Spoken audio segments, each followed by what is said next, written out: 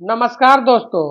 आज हम बिहार दरोगा का जो हमारा प्रैक्टिस सेट चल रहा है ज्ञान बिंदु जीएस एकेडमी का, उसका हम मॉडल सेट नंबर 10 लेके आए हुए हैं। तो चलिए आज का सेशन हम स्टार्ट करते हैं। आज का पहला प्रश्न है, choose the word which best express the meaning of corpulent. तो दोस्तों इसका जो करेक्ट आंसर हो जाएगा वो हो जाएगा आपका ओबेस, ऑप्शन नंबर सी। अगला प्रश्न है, modals T modals D modals N I S R dash dash dash. तो ये होते हैं एल्वियोलर होते हैं, ऑप्शन नंबर ए एल्वियोलर। अगला प्रश्न है, fill in the blank with appropriate word. तो इसमें स्टेटमेंट दिया है, I will help you come what may, option number C. इसका करेक्ट आंसर मे हो जाएगा।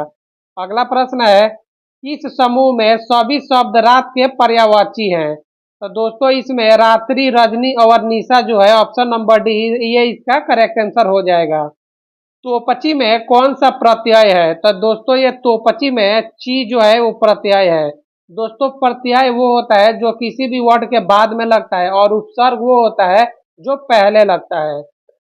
प्रश्न नंबर 6 है, काला अक्षर डैश डैश डैश बराबर। तो दोस्तों इसमें भैंस हो जाएगा। ये मुहावरा आप लोग बचपन से ही सुने होंगे। तो 6 का करेक्ट आंसर हो जाएगा ऑप्शन नंबर डी, भैंस।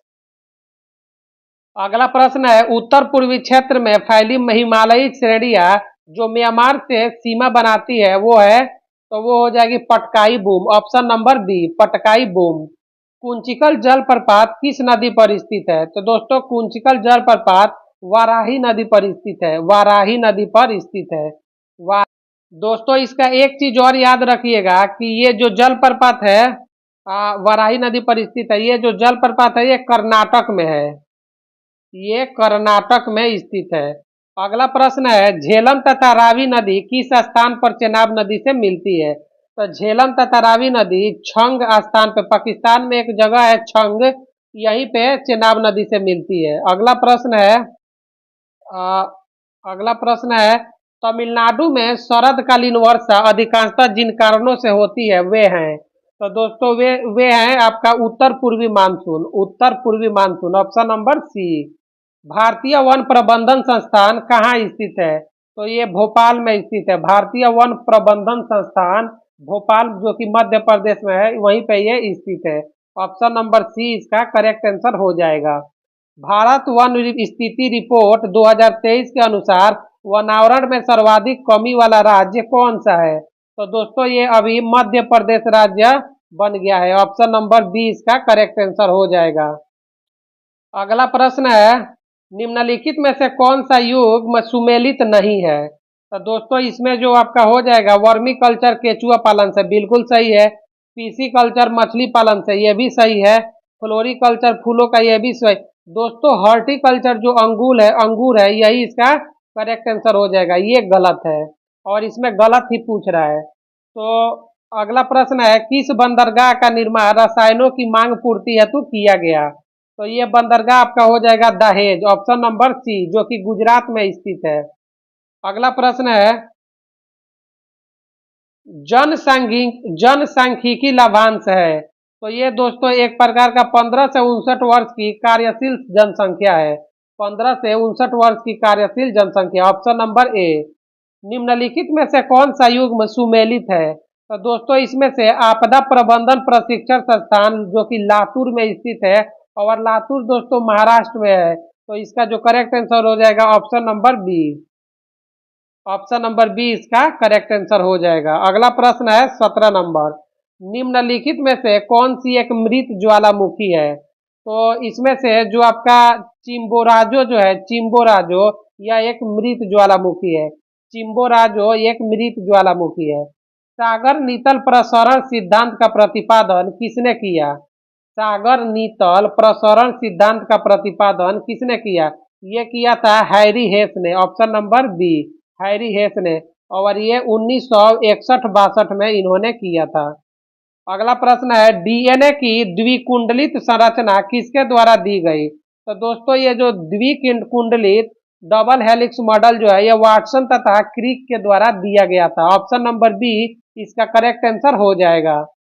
अगला प्रश्न है, मलेरिया निदान हेतु आर्टीथर नाम की औषधि प्राप्त होती है, आर्टीथर नाम की औषधि प्राप्त होती है? तो दोस्तों ये प्राप्त होती है बीजीय पादप से। ऑप्शन नंबर ए बीजीय पादप से। श्वसन के संबंध में कौन सा कथन सत्य है?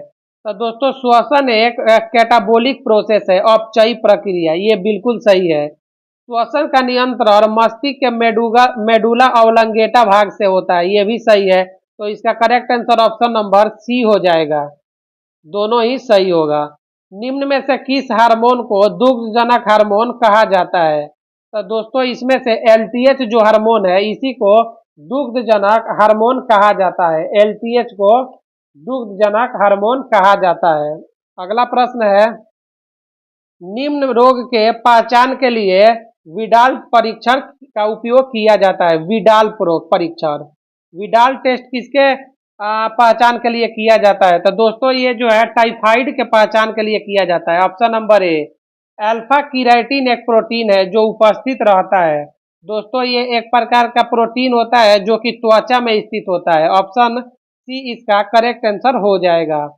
अगला प्रश्न है, नीचे दिए गए विकल्प में से कौन सा गलत सुमेलित है, चयन करें। तो दोस्तों इसमें से एक जीन एक इंजाइम की परिकल्पना जैकब और मोनोड ने दिया था, यही इसका गलत हो जाएगा। ऑप्शन नंबर ए। बाकी उत्परिवर्तन का सिद्धांत हुगो डुब्रीज ने दिया था, विकास का सिद्धांत चार्ल्स डार्विन ने, ये दोनों ही सही है। अगला प्रश्न है, ग्लूकोज किसका एक प्रकार है? तो दोस्तों ग्लूकोज है ये हेक्सोस शर्करा का एक प्रकार है। हेक्सोस शर्करा, ऑप्शन नंबर बी इसका करेक्ट आंसर हो जाएगा। अगला प्रश्न है, वायु में हाइड्रोजन जब जलने लगती है तब पैदा होती है। दोस्तों इस समय जल पैदा होती है। ऑप्शन नंबर बी, जल का निर्माण होता है। निम्न में से किसका प्रयोग नोदक या रॉकेटों में ईंधन के रूप में किया जा सकता है? तो दोस्तों इसमें से जो आपका होगा द्रव हाइड्रोजन और द्रव ऑक्सीजन का प्रयोग रॉकेटों में ईंधन के रूप में किया जा सकता है। प्रश्न नंबर 28 का जो करेक्ट आंसर हो जाएगा वो ऑप्शन नंबर डी होगा। अगला प्रश्न है 29 नंबर। इसमें दोस्तों सूची 1 को सूची 2 से मिलान करना है। तो इसमें आपका हो जाएगा कॉपर सल्फेट। तो कॉपर सल्फेट का कार्य जो होता है वो फंगस नाशी होता है। पहला का हो जाएगा 3। पेनिसिलिन, पेनिसिलिन एक प्रकार का एंटीबायोटिक है। ऑप्शन नंबर 4 इसका करेक्ट हो जाएगा। यूरिया जो होता है दोस्तों ये एक प्रकार का उर्वरक होता है जो हम खेतों में यूज करते हैं। मैलेथियान ये कीटनाशी है, मैलेथियान एक कीटनाशी है। तो इसका जो ऑप्शन हो जाएगा 3412 करेक्ट आंसर हो जाएगा। ऑप्शन नंबर आपका सी हो जाएगा। Option number C, option number C इसका करेक्ट आंसर हो जाएगा। अगला प्रश्न है, कार्बनिक यौगिकों से संबंधित गलत कथन का चयन कीजिए। तो इसमें से जो आपका गलत हो जाएगा वे सहज ज्वलनशील नहीं है, यही इसका करेक्ट आंसर हो जाएगा। वे सहज ज्वलनशील नहीं है। अगला प्रश्न है, KMnO4 का प्रयोग किस रूप में किया जा सकता है? तो दोस्तों इसका प्रयोग विसंक्रामक के रूप में किया जाता है। ऑप्शन नंबर डी, विसंक्रामक के रूप में किया जाता है। अगला प्रश्न है, निम्न में से किस खनिज में ऑक्सीजन नहीं होती है? तो इसमें जो क्रायोलाइट है इसमें ऑक्सीजन नहीं होती है। ऑप्शन नंबर सी इसका करेक्ट आंसर होगा। टेलीविजन के दूरस्थ नियंत्रण के लिए किस प्रकार के विद्युत चुंबकीय विकिरण का उपयोग किया जाता है? तो दोस्तों टेलीविजन के लिए इसमें अवरक्त विकिरण का उपयोग किया जाता है। ऑप्शन नंबर ए इसका करेक्ट आंसर हो जाएगा। अगला प्रश्न है 34। दोस्तों इसको सूची 1 को सूची 2 से मिलान करना है। तो इसमें आपका निकट दृष्टि दोष है, इसको अवतल लेंस, निकट दृष्टि दोष अवतल लेंस, दूर दृष्टि दोष इसको उत्तल लेंस, और जो है आपका जरा दृष्टि दोष दोस्तों इसके लिए बायोफोकल लेंस का यूज करते हैं, तथा अबिंदुकता के लिए बेलनाकार लेंस का उपयोग करते हैं। तो जो आपका करेक्ट आंसर हो जाएगा इसमें वो होगा आपका 3412 बी नंबर, बी इसका करेक्ट आंसर हो जाएगा। अगला प्रश्न है, जिस सिद्धांत पर ऑप्टिकल फाइबर कार्य करता है वो कौन सा सिद्धांत है? तो दोस्तों ऑप्टिकल फाइबर पूर्ण आर्थिक परावर्तन के सिद्धांत पर कार्य करता है। ऑप्शन नंबर बी हो जाएगा। रडार का आविष्कार निम्नलिखित में से किसने किया था? रडार का आविष्कार दोस्तों किसने किया था? ये आपका करेक्ट आंसर आपका हो जाएगा Robert Watson Watt. Robert Watson Watt ने। Option number A, Robert Watson Watt. सेंधा नमक का अपवर्तनांक कितना होता है? सेंधा नमक का अपवर्तनांक 1.54 होता है। दोस्तों ये आपका एनसीईआरटी में ये बहुत बड़े बड़े अक्षरों में दे रखा है। अगला प्रश्न है, निम्नलिखित में से कौन सा चित्र कण का त्वरित गति को दर्शाती है? तो इसमें जो हो जाएगा आपका वो हो जाएगा A, option number A. Option number A. अगला प्रश्न है, बिहार प्रांतीय किसान सभा की स्थापना कब हुई थी? तो दोस्तों इसकी स्थापना 1929 में हुआ था और ये सोनपुर मेला के अवसर पर शाहजानंद सरस्वती के द्वारा इसका स्थापना किया गया था और इसके जो सचिव थे वो श्री कृष्ण सिंह थे। तो इसका 39 का करेक्ट आंसर हो जाएगा option number B. Bihar socialist party के अध्यक्ष कौन थे? तो इसके अध्यक्ष नरेंद्र देव थे। ऑप्शन नंबर सी, नरेंद्र देव थे। यदि राजकोषीय घाटे में से ब्याज भुगतान को निकाल दिया जाए तो अवशेष को कहा जाएगा? दोस्तों अवशेष को हम प्राथमिक घाटा कहते हैं। ऑप्शन नंबर ए इसका करेक्ट आंसर हो जाएगा, प्राथमिक घाटा। अगला प्रश्न है, डेयरी उद्योग आर्थिक गतिविधि के किस क्षेत्र में आता है? तो दोस्तों डेयरी उद्योग प्राथमिक क्षेत्र में आता है। Option number B correct answer हो जाएगा। यूएनडीपी द्वारा प्रकाशित मानव विकास रिपोर्ट की तुलना किस आधार पर की गई है? तो दोस्तों इसका जो आधार होता है वो प्रति व्यक्ति आय, स्वास्थ्य की स्थिति, लोगों का शिक्षा स्तर, इनमें से सभी हो जाएगा। ऑप्शन नंबर डी इसका करेक्ट आंसर हो जाएगा। अगला प्रश्न है, न्यूनतम समर्थन मूल्य का निर्धारण है। दोस्तों ये कृषि लागत एवं मूल्य आयोग का निर्धारण है। ऑप्शन नंबर सी इसका करेक्ट आंसर हो जाएगा। भारतीय रिजर्व बैंक के नगद आरक्षित अनुपात सीआरआर में वृद्धि करने के निर्णय के परिणाम स्वरूप सर्वाधिक संभावना है। तो इसका जो हो जाएगा वह ब्याज दरों में वृद्धि की। ऑप्शन नंबर बी, ब्याज दरों में वृद्धि की। भारत में बेरोजगारी के आंकड़े एकत्रित एवं प्रकाशित करता है। तो दोस्तों ये जो भारत में ये एनएसएसओ करता है। ऑप्शन नंबर ए, एनएसएसओ। टेबल टेनिस खेल के खेल परिसर को क्या कहते हैं? इसको दोस्तों बोर्ड कहा जाता है। जिस पे खेला जाता है वो एक प्रकार का बोर्ड होता है, उसको बोर्ड कहा जाता है। ऑप्शन नंबर ए।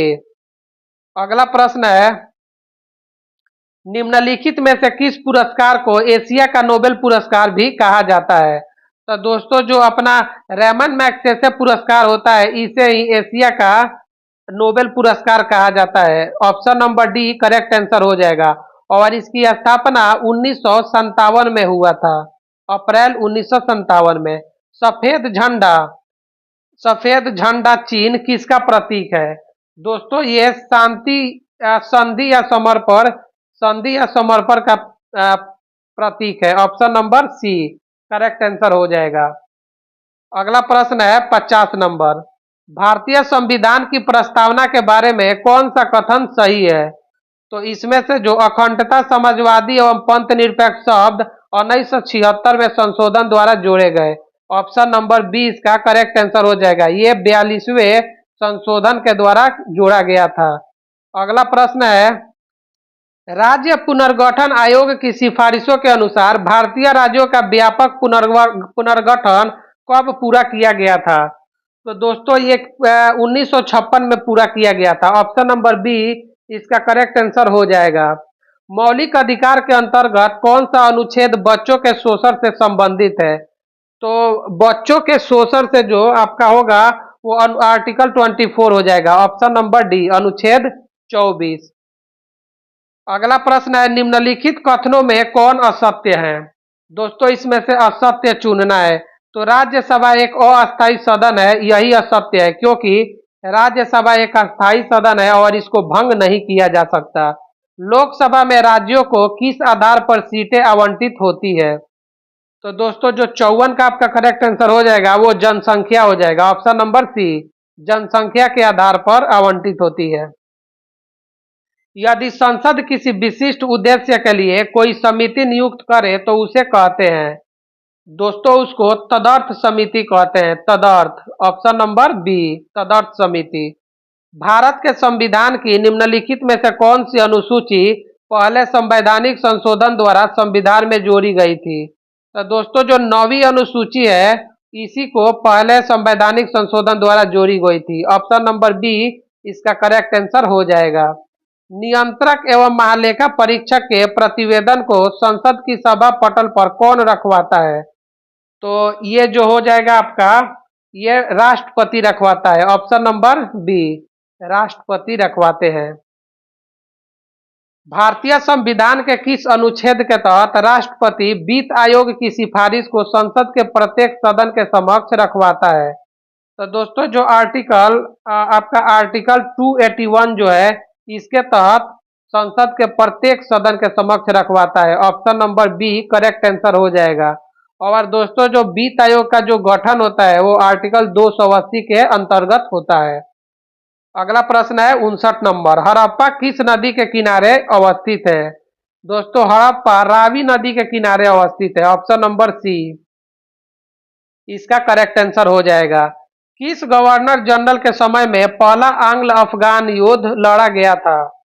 तो पहला आंग्ल अफगान जो युद्ध है ये सबसे पहले 1839 से 42 में हुआ था, और उस समय जो शासक था वो लॉर्ड ऑकलैंड था। तो इसका correct answer option number B हो जाएगा। अगला प्रश्न है 1755 में फौजदार के रूप में हैदर अली ने फ्रांसीसियों की सहायता से कहाँ एक शस्त्रागार की स्थापना की थी?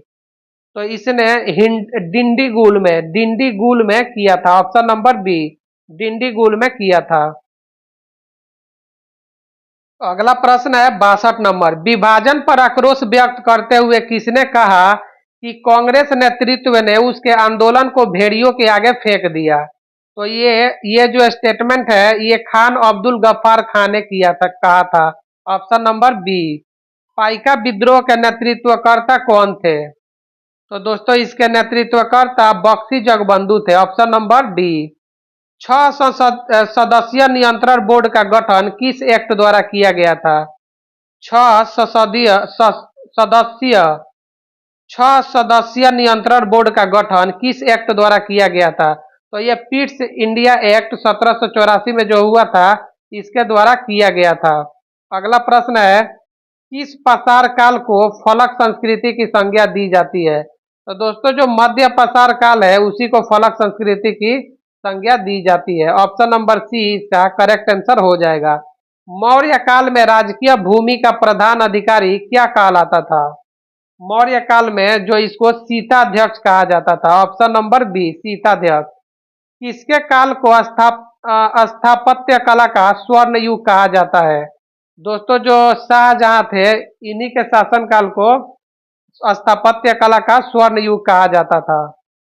अगला प्रश्न है 68 नंबर, स्वराज पार्टी के महासचिव कौन थे? तो इसके जो महासचिव थे वे मोतीलाल नेहरू थे। Option number B, Motilal Nehru. America के स्वतंत्रता संग्राम के नेता कौन थे? तो दोस्तों उस समय जो थे वो थे George Washington. Option number B इसका करेक्ट आंसर हो जाएगा, जॉर्ज वाशिंगटन। अप्रैल थीसिल किससे संबंधित है? तो अप्रैल थीसिल जो है दोस्तों ये लेनिन से संबंधित है। ऑप्शन नंबर ए, लेनिन से संबंधित है, जो कि रूस में क्रांतिकारी योजना प्रकाशित की, उसी को अप्रैल थीसिस के नाम से जाना जाता है। अगला प्रश्न है 71, वैश्विक पांडुलिपि विरासत सम्मेलन के संदर्भ में कौन सा कथन असत्य है?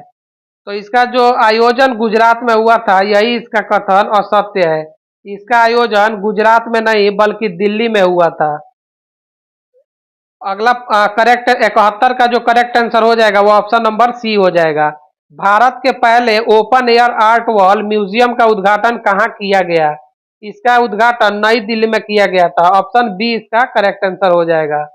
भारत सरकार द्वारा सभी गांवों में ऑप्टिकल फाइबर बिछाने का लक्ष्य किस वर्ष का रखा गया है? तो दोस्तों ये जो लक्ष्य है 2030 तक भारत सरकार ने रखा है। अगला प्रश्न है भारतीय विदेश व्यापार संस्थान ने कहां पर अपनी पहली विदेशी परिसर स्थापित करने की घोषणा की है? तो ये घोषणा दुबई में स्थापित करने की घोषणा की है। ऑप्शन नंबर डी इसका करेक्ट आंसर हो जाएगा।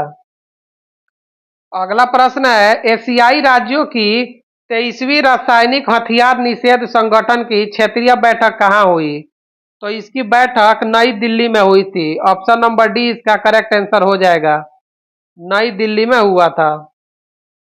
अगला प्रश्न है, निम्नलिखित में से किस मंत्रालय द्वारा हाल ही में स्वच्छ सर्वेक्षण पुरस्कार 2024-25 जिसका 9वां संस्करण है का आयोजन किया गया? तो दोस्तों ये किया गया आवासन एवं शहरी कार्यालय मंत्रालय। आवासन एवं शहरी कार्यालय मंत्रालय। ऑप्शन नंबर ए इसका करेक्ट आंसर हो जाएगा। निम्नलिखित में से किस राज्य में स्वावलंबनी कार्यक्रम को नहीं शुरू किया गया है? तो दोस्तों ये अरुणाचल प्रदेश राज्य में इसको शुरू नहीं किया गया है। ऑप्शन नंबर ए इसका करेक्ट आंसर होगा। हाल ही में राष्ट्रीय सिविल सेवा परीक्षा के मुख्य परीक्षा के योग्य उम्मीदवारों को 1 लाख रुपए की आर्थिक सहायता प्रदान करने हेतु किस पोर्टल का शुभारंभ किया गया है? यह किया गया है निर्मन पोर्टल का। Option number D Nirman portal. अगला प्रश्न है 79 नंबर, संयुक्त विशेष बल अभ्यास खंजर 12 का 12वां संस्करण भारत और किस देश के बीच आयोजित किया गया है? तो दोस्तों ये जो खंजर होता है, खंजर अभ्यास जो होता है ये भारत और किर्गिस्तान के बीच में होता है। ऑप्शन नंबर सी इसका करेक्ट आंसर हो जाएगा। निम्नलिखित में से किन्हें COP29 के अध्यक्ष के रूप में नियुक्त किया गया है? तो इसके जो मुख्तार बाबायेव को अध्यक्ष के रूप में नियुक्त किया गया है। मुख्तार बाबायेव। खबरों में रही एवरेस्ट पर चढ़ने वाली सबसे उम्र दराज भारतीय महिला कौन है? तो दोस्तों जो आपका इनमें से कोई नहीं होगा दोस्तों, क्योंकि जो सबसे उम्र दराज जो भारतीय महिला थी वह दोस्तों ज्योति रात्रे थी। ज्योति रात्रे जो कि उसका जो संबंध था मध्य प्रदेश राज्य से था। और जो काम्या कार्तिकेयन है ये सबसे कम उम्र की महिला है, तो इसको ध्यान रखिएगा। इसका करेक्ट आंसर ऑप्शन डी हो जाएगा। अगला प्रश्न है, निम्नलिखित में से किसके द्वारा सेवा से सीखो अभियान शुरू किया गया है? यह शुरू किया गया है भारत सरकार द्वारा। ऑप्शन नंबर ए इसका करेक्ट आंसर हो जाएगा। भारत ने किस देश के साथ मिलकर अपनी नौसेना के लिए सोनोबॉय का स्व उत्पादन करने का समझौता किया है? तो यह किया है आपका अमेरिका के साथ मिलकर। ऑप्शन नंबर ए इसका करेक्ट आंसर हो जाएगा। निम्नलिखित में से किस देश द्वारा दुनिया का पहला hybrid quantum super computer launch किया गया है? तो ये पहला जो किया गया है वो जापान के द्वारा किया गया है। ऑप्शन नंबर डी इसका करेक्ट आंसर होगा। अगला प्रश्न है 85 नंबर, बाघ गणना रिपोर्ट 2022 के अनुसार भारत में बाघों की कुल संख्या कितनी है? तो अब तक भारत में बाघों की संख्या 3682 है। ऑप्शन नंबर सी इसका करेक्ट आंसर हो जाएगा। और जो सबसे ज्यादा बाघ है वह है मध्य प्रदेश में, एमपी में, मध्य प्रदेश में। अगला प्रश्न है, निम्नलिखित में से किस वर्ष को संयुक्त राष्ट्र महासभा ने अंतर्राष्ट्रीय महिला किसान वर्ष घोषित किया है? तो ये 2026 को घोषित किया है। ऑप्शन नंबर ए इसका करेक्ट आंसर होगा। पहली बार खेलो इंडिया वाटर स्पोर्ट्स का आयोजन कहाँ किया जाएगा? तो इसका आयोजन डल झील में किया जाएगा। ऑप्शन नंबर ए। और डल झील जो है दोस्तों ये श्रीनगर में स्थित है। तो 87 का करेक्ट आंसर ऑप्शन नंबर ए हो जाएगा। अगला प्रश्न है 88 नंबर, निम्नलिखित में से कौन सा कथन 38वां राष्ट्रीय खेल के संदर्भ में असत्य है? इसका आयोजन उत्तराखंड में हुआ था, यह बिल्कुल सही है। इसका शुभंकर मौली है, यह भी सही है। इसका टैगलाइन संकल्प से विकास तक, ये गलत है दोस्तों। संकल्प से शिखर तक जो है इसका टैगलाइन था, संकल्प से शिखर तक, विकास तक नहीं था। तो यही इसका करेक्ट आंसर हो जाएगा। और इसका जो उद्घाटन किए थे वो प्रधानमंत्री नरेंद्र मोदी किए थे, ये भी सही है। निम्नलिखित में से कौन वर्ल्ड पैरा एथलीट के ब्रांड एम्बेसडर बनाए गए हैं? तो ये बनाए गए हैं Kangana Ranaut. Option number D correct answer होगा। कंगना रनौत को बनाया गया है। जुलाई 2025 में बिहार सरकार द्वारा नवाचार एवं उद्यमिता को बढ़ावा देने के लिए किस पोर्टल का शुभारंभ किया गया है? तो ये किया गया है Bihar idea festival, option number B, Bihar idea festival. हाल ही में बिहार के किस जिले में अंतरिक्ष यान सम्मेलन का आयोजन किया गया है? तो ये किया गया है रोहतास जिला में, रोहतास जिला में। ऑप्शन नंबर डी इसका करेक्ट आंसर हो जाएगा, रोहतास जिला। अगला प्रश्न दोस्तों मैथ से रिलेटेड है। दोस्तों ये परसेंटेज का प्रश्न है। यदि y का 90% x है तब x का कितना प्रतिशत y होगा? तो दोस्तों इसका जो करेक्ट आंसर होगा ऑप्शन नंबर बी होगा। इसको आप लोग सॉल्व कर लीजिएगा। ये परसेंटेज से रिलेटेड प्रश्न है। एक बक्से में 100 पेन है जिसमें से 8 खराब है। एक पेन को बक्से से निकाला जाता है, उसके खराब न होने की प्रायिकता क्या होगा? तो दोस्तों अगर इस प्रश्न को हम सॉल्व करें, दोस्तों प्रश्न में बोल रहा है कि 8 पेन खराब है, 8 पेन खराब है, मतलब जो अच्छा पेन है वो 92 है, 92 पेन अच्छा है। और इसमें पूछ रहा है उसके खराब न होने की प्रायिकता क्या है? तो आपका 92 जो हो जाएगा वो खराब न होए और टोटल जो पेन है वो 100 हो जाएगा। तो अगर इसको हम कट फट करेंगे तो आपका हो जाएगा 23 चौका 92 और 25 चौका 100। तो आपका हो जाएगा 23/25 इसका करेक्ट आंसर। ऑप्शन नंबर ए इसका करेक्ट आंसर हो जाएगा। अगला प्रश्न है, एक नियमित बहुभुज में प्रत्येक आंतरिक कोण 108 डिग्री का है, तो भुजाओं की संख्या कितनी है? दोस्तों इसका एक फॉर्मूला होता है 2n-4 इंटू 90 बटा n बराबर जो एंगल दिया है वह हो जाएगा। तो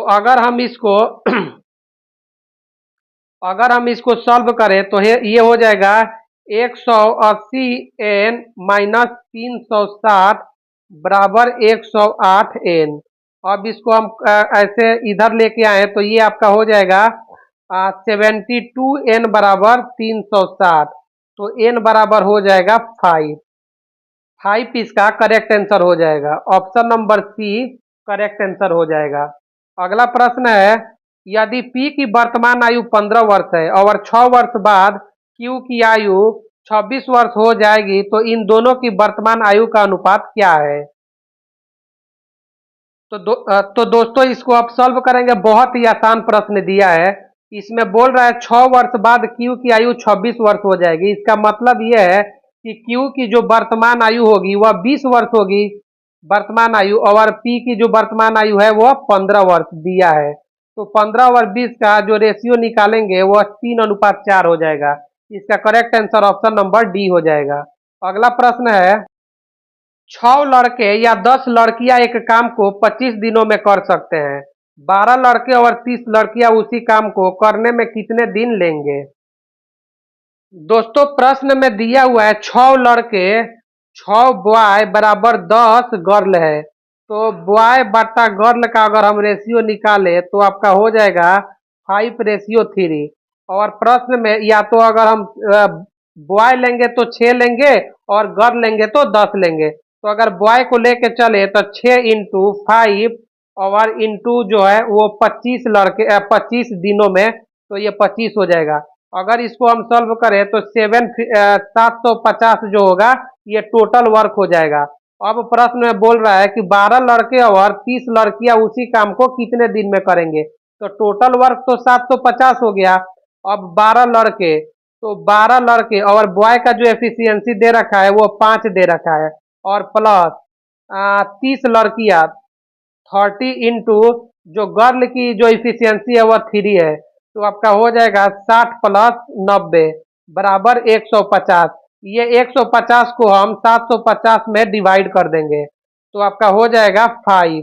तो आपका जो करेक्ट आंसर आ जाएगा वह 5 दिन होगा। ऑप्शन नंबर बी इसका करेक्ट आंसर होगा। अगला प्रश्न है, दो उपकरण जिनका क्रय मूल्य क्रमशः 15,000 तथा 20,000 है, उन पर क्रमशः 8% और 12% की छूट दी जाती है। कुल विक्रय मूल्य ज्ञात करें। दोस्तों ये जो प्रश्न है डिस्काउंट का जो प्रश्न है, दोस्तों ये जो इस ये बहुत ही आसान प्रश्न है दोस्तों, एक बार इसको पढ़ेंगे तो आपको ध्यान आएगा कि इसमें बोल रहा है क्रय मूल्य दे रखा है जिसमें 15,000 क्रय मूल्य है और 20,000 है, तो दोनों को ऐड कर देंगे तो ये 35,000 हो जाएगा। अब बोल रहा है कि उस पर 8% और 12% की छूट दी जाती है। तो इस पे अगर छूट देंगे, दो अगर डिस्काउंट देते हैं, या अगर इसको दोनों को सक्सेसिव करके भी बनाया जा सकता है, तो इसका जो करेक्ट आंसर होगा वह सी हो जाएगा। इसको आप सॉल्व कर लीजिएगा, थोड़ा सा कैलकुलेटिव है पर बहुत ही आसान प्रश्न है। अगला प्रश्न है, एक बिलियन में पानी की 320 ग्राम मात्रा में सामान्य नमक की मात्रा 40 ग्राम है। द्रव्यमान प्रतिशत द्वारा द्रव्यमान के संदर्भ में बिलियन की सांद्रता की गणना कीजिए। तो दोस्तों ये जो सांद्रता का जो द्रव्यमान सांद्रता के संदर्भ में बिलियन की सांद्रता जो ज्ञात करना है, तो इसका आपका हो जाएगा 45 अपन टोटल बिलियन, इन दोनों को ऐड कर देते हैं तो ये आपका हो जाएगा 365, और इसको आपको परसेंटेज में निकालना है, प्रतिशत का बोल रहा है तो इसको 100 से मल्टीप्लाई कर देंगे, और अगर इसको हम सॉल्व करेंगे तो जो आपका करेक्ट आंसर होगा वो आपका हो जाएगा 12.33। ऑप्शन नंबर ए इसका करेक्ट आंसर हो जाएगा। अगला प्रश्न है 99 नंबर, संकेतों का कौन सा आदान प्रदान निम्नलिखित समीकरण को सही बना देगा। तो दोस्तों जो इसका करेक्ट आंसर होगा वह सी हो जाएगा, बाकी आप इसको सॉल्व कर लीजिएगा।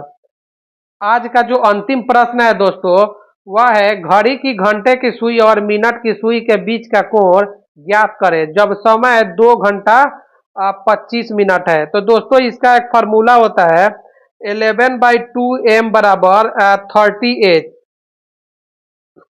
इस पे आप पुट आउट करके और इसको आप फाइंड कर सकते हैं। एम बराबर हो जाएगा मिनट मिनट और एच बराबर हो जाएगा आवर। तो इसका अब इसको आप सॉल्व करेंगे तो इसका करेक्ट आंसर होगा 77.5। तो दोस्तों आज का हमारा सेशन समाप्त होता है। अगर वीडियो आपको अच्छा लगा हो तो वीडियो को लाइक कर दीजिएगा, चैनल को सब्सक्राइब कर दीजिएगा और बेल आइकन को प्रेस कर दीजिएगा, ताकि जो भी वीडियो डाला जाए सबसे पहले आपके पास उसका नोटिफिकेशन चला जाए। दोस्तों आप इस वीडियो को ज़्यादा से ज़्यादा अपने दोस्तों में भी शेयर कर दीजिएगा, ताकि वो भी इसका लाभ उठा सके। तो आज का हमारा सेशन समाप्त होता है दोस्तों, फिर कल मिलते हैं। थैंक यू दोस्तों।